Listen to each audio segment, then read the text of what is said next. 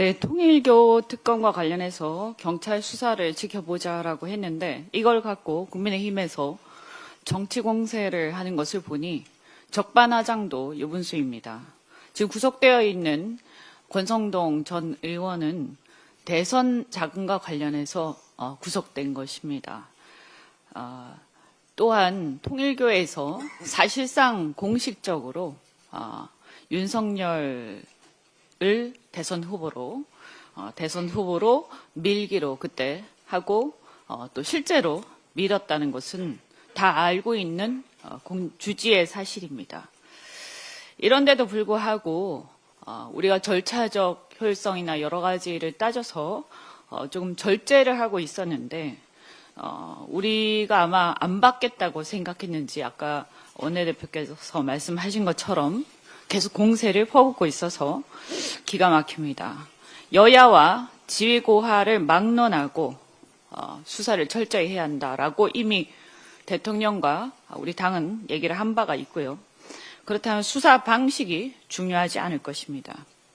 특히 이참에 국민의힘은 민생 법안에 발목을 잡고 있는 그것을 놓고 제대로 함께 처리를 하고 협조해 주시기 바랍니다.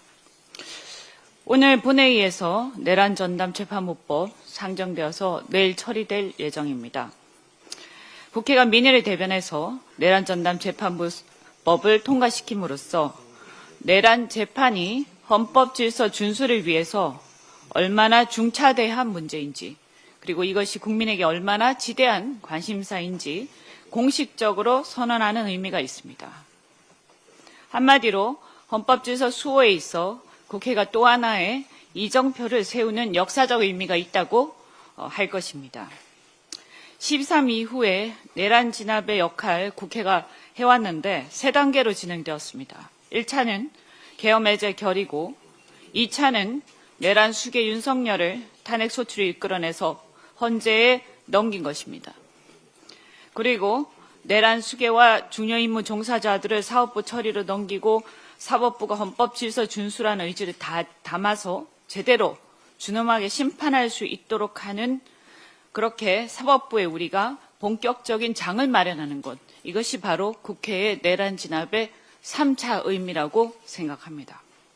우리 국회가 사법부를 존중하면서도 국민의 지대한 관심과 내란에 조속한 종식에 대한 강력한 의지를 표명한 동시에 내란 재판은 일반적인 사법재판하고는 차원이 다르다는 것을 선언하는 의미가 있습니다. 따라서 사법부에는 국민적 메시지를 전달해서 경각심을 일깨우고 그동안 다소간 국민의 불신을 받아온 대한민국 사법부가 바로 설 수 있도록 장을 마련해 드리는 것입니다. 그러니 오늘 법안 상정 및 내일 처리에 차질이 없도록 여야를 막론한 동료 국회의원 여러분들께 간곡히 협조를 부탁드립니다. 국민의힘이 이재명 정부의 환율 안정 노력을 두고 조폭, 양아치 이렇게 막말로 비난을 퍼붓고 있습니다.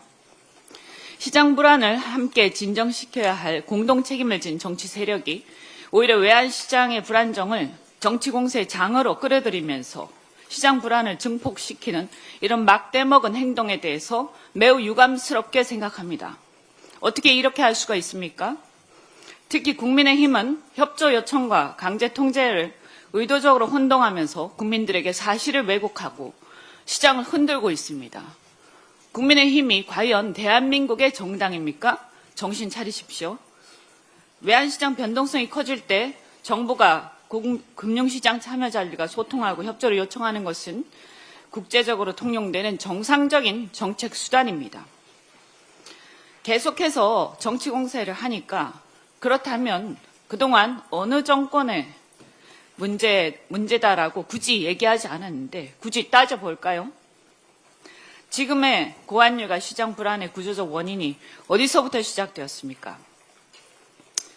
지난번에도 한번 말씀드린 것처럼 코로나 시기 직후 2022년 물가 폭등 속에서도 입으로는 건전 재정을 내세우면서 통화를 마구 찍어내서 그 통화량 증가율이 미국보다 훨씬 높아진 게 언제입니까?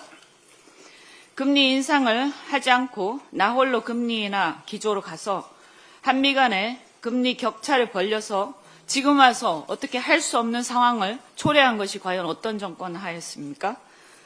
게다가 12.3 내란 이후 외환 유치까지 국제시장의 외환시장의 신뢰를 무너뜨린 것이 어느 정치 세력입니까? 입이 10개라도 할 말이 없을 것입니다. 국민의힘은 막말과 선동, 정쟁으로 환율을 흔들 것이 아니라 과거 집권 시기의 경제 실패에 대해 먼저 성찰하고 국민 앞에 사과하고 반성해야 마땅할 것입니다. 국익과 시장 안정 앞에서는 여야가 따로 있을 수 없습니다. 무식하고 무책임한 정치 공세를 그만 접기 바랍니다. 오늘 국회에서 우리 민주당 동료 의원 34분의 공동주최로 조작검찰을 어떻게 할 것인가 라는 제목의 정책토론회가 열립니다. 이재명 대통령을 겨냥한 조작기소와 정치검찰의 실상을 밝히고 그에 대한 책임과 처벌을 논의하기 위한 자리입니다. 이는 특정 개인의 문제가 아니라 헌정 질서와 민주주의를 파괴한 정치검찰 집단이 자행한 구조적 범죄를 직시하자는 문제의식에서 출발한 것입니다. 내란은 아직 종식되지 않았고 현재 진행형입니다.